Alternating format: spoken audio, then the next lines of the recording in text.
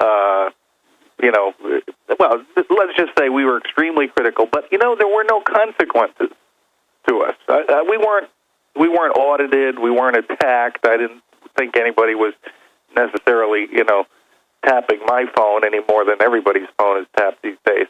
Then we enter the Obama years, and once again, I mean, we've experienced the attacks brutally, even beyond anything we knew during the Clinton years. So I know these people play for keeps. Now, more specifically, in answer to your question, I want to tell you about a book that we have prepared. It's coming out on August 7th. It's going to be huge. We have 50,000 copies pre-sold, and there's nothing Obama can do about it this time. It's called Fool Me Twice, and the subtitle is Obama's Shocking Plans for the Next 4 Years Exposed. And it's written by Aaron Klein, one of our reporters. He previously wrote Manchurian President, which was a New York Times bestseller. And this lays out exactly what these folks will do with their own words. In other words, you know, that's what investigative reporters do. They go, they seek out the documents from the committees and the organizations that are actually setting the policy for the Obama administration. Groups like, by the way, the Center for American Progress that went after you and me this week, that's one of them. You know, John Podesta's group. These are the policymakers for the Obama administration. These are not just cheerleaders for them. These are just not people who defend what they do. They actually set the policy. These are the brains of the operation. And so it's worse than I was saying that these are front groups funded. You're right. These are actually the people running the Obama administration. These are the actual bosses. You could say that, absolutely. In fact, you know, I'll bet you if you could watch and see who's entering the White House on a daily basis, you'd see John Podesta's name on there probably more than anybody Sure, he was else. the transition head, and they admit millions from George Soros. They admit they have weekly meetings there with the George Soros funding both groups, but also Media Matters. And so what does it mean that front and center Infowars.com and WorldNetDaily.com are who they're going after on almost a daily basis? It means we're hitting the mark. We're on target here, and we got them worried. Now, of course, what they do is they try to go after us. They try to do an end run. They try to intimidate Matt Drudge from ever, you know, linking to any stories on your site or my site. My feeling about that is, you know, Matt Drudge is an independent guy who has a great sense of news judgment. He's going to do what he does and what has made him so successful, regardless of anything they say or do. But that's the intent. The intent is to intimidate, you know, they know there's nothing they can do directly to Alex Jones or Joseph Farah other than, you know, killing them to get us to stop doing. No, that's right. They know we're not going to stop, and so they're with shots in the dark. They're going after, you know, to them the unknown Matt Drudge, but I know you know him well. It just shows what thugs they are, and they say Drudge is doing this dirty stuff. We've discovered it, as if it's not in public. You know, on the biggest site in the world. Let's have the media go after him. Oh, my gosh, throw us in the briar patch. Oh, my gosh, have the Washington Post call me up yesterday about it to write a big article about Drudge. I mean, as if that's going to hurt Drudge or anybody else. Plus, I've got syndicated talk radio, you know, dominating YouTube, dominating podcasting. I mean, I've got all these different tentacles, as they would see it. I would see it as legs. It's not like they're going to stop us just doing that. And it shows how pathetic they are. Tens of millions a year to run it.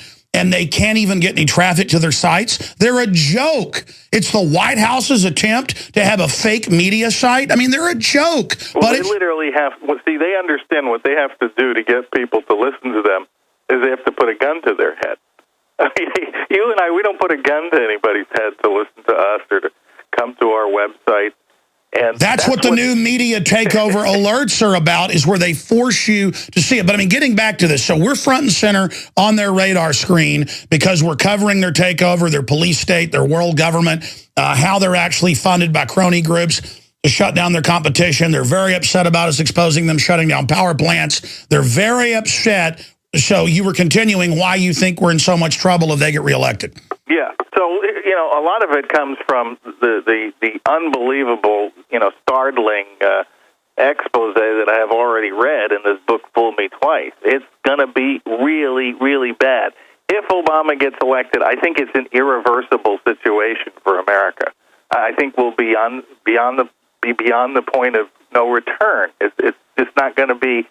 We'll have to go and start a new country, basically, or we'll have to find some states to secede, and there'll be bloodshed. Even Peter Schiff said it may take revolution yesterday on CNBC. I mean, that's radical for him. I think people realize this is a desperate situation. So break down some of what you found in the think tanks running Obama, what they're planning. Okay. Well, if you think, Obama's stroke of the pen on his, making illegal aliens legal was the end of it. Coming in the second term is an expansive, I'm quoting now, an expansive de facto amnesty program for illegal aliens via executive order and interagency directives linked with a reduction in the capabilities of the U.S. Border Patrol and plans to bring in untold numbers of new immigrants with the removal of caps on H-1B visas and green cards. See, they want to transform America fundamentally.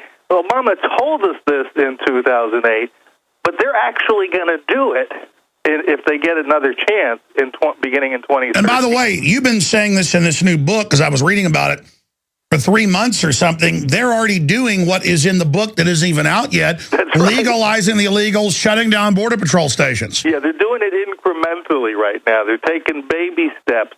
But given 4 more years, and it's by the way, it doesn't matter who's in the Congress because, what Obama has shown over and over again, he's willing to misuse his executive power. He has nothing but contempt for the Constitution. And I don't think, what I see is weak-kneed opposition right now from the Republicans who control the House. And even if they control the House and the Senate, if Obama's the president, it's endgame for us.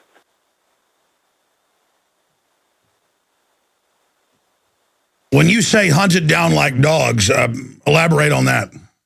Well, yeah, what I'm saying there is I think that we will not be, you've established an amazing platform, and I've done okay in that department over the years. I do not believe those platforms will be allowed to survive in what is coming, which is basically a totalitarian police state, and it could be worse than that. I mean, and quite honestly, if I were you, I'd take out a big life insurance policy if Obama gets reelected. I know I will. I'm being, about as blunt as I can be. I think we have to do whatever we can to prevent that eventuality, and if that means voting this time, I hate to say it. I really hate to say it. It's against my nature to say it. You didn't say that 4 years ago. I didn't say it, but I'll tell you something. I'm going to go to the polls this year, and I'm going to vote for a guy I really don't respect, really don't like. Don't think he's going to do what he says he's going to do. Don't believe he's going to be the answer to our problems, but I'm going to do that in self-defense. Well, maybe that's what Rand Paul was told whenever he went ahead and saddled up next to Romney, because I've talked to a lot of bigwigs, and they say, look, you don't get it. Obama is Chicago communist mafia. They plan a bloody takeover. Yep. And Mitt Romney's banker run, corrupt everything, but he's basically... he's not going to kill you. He's not going to kill you, but what's the term? He's a country club Republican, so they don't do it mafia style. Yeah, I mean, ask yourself this simple question. Will you, there's a guy who's running, and he's going to kill you. There's a guy who's running who's not going to kill you. What are you going to do? Are you going to sit it out? I mean, honestly, I just can't see that. I can't see doing that. I'm not saying, go out there and work enthusiastically for Mitt Romney and he's going to solve your problems. He's not. Well, the argument I've heard from people in Washington is that you can influence Romney if you actually try to get in there, and that's what Rand Paul's trying to do. What do you think of that strategy? Well, I think he's right, and I'd like to see Rand Paul be on the vice presidential ticket with Romney because he'd be a great influence. I think he's one of the shining lights we have in the Senate right now, and so I'd listen very carefully to what he's saying. I think he knows a lot of what we're talking about. I mean, I understand what you're saying, and I remember Clinton killing those hundreds of people, all those hundreds of people dying, and I know that they're gearing up for total takeover. I mean, look at Homeland Security, look at the military, look at the executive orders, look at the preparations for gun confiscation. I mean, that's in the latest Army training manuals, Joseph. I mean, I mean, even being... Hey, look, the Obama administration did the same thing already, too. They killed hundreds of people. That's what Fast and Furious was. It wasn't just 2 law enforcement officers in the U.S. who got killed.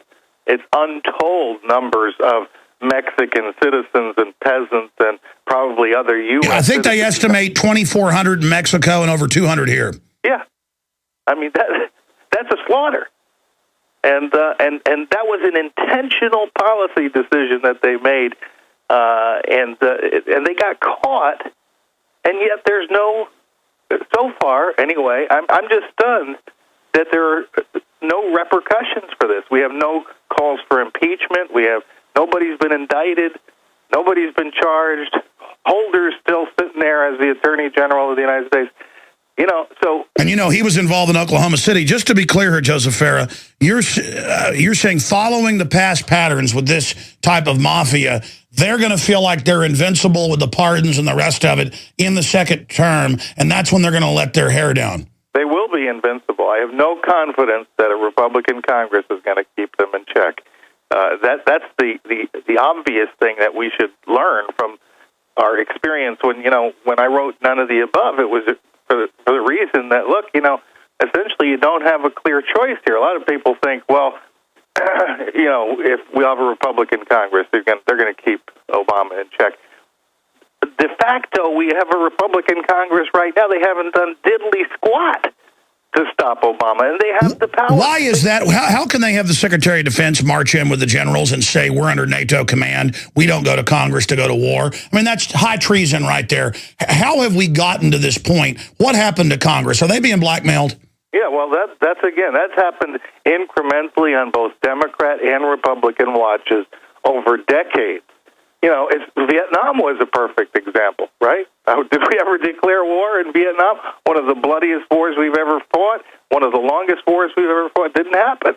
When you ignore the Constitution, even in a small way, suddenly, you start taking more advantage of the Constitution, and that's what we've been doing for decades and decades now. And it's to the point now, nobody even cares whether the President of the United States is constitutionally eligible to be there. Nobody cares. Well, undoubtedly, they are doing everything they can to shut this country down. Every policy they have is to shut down American businesses. Joseph, why is that? Just to make us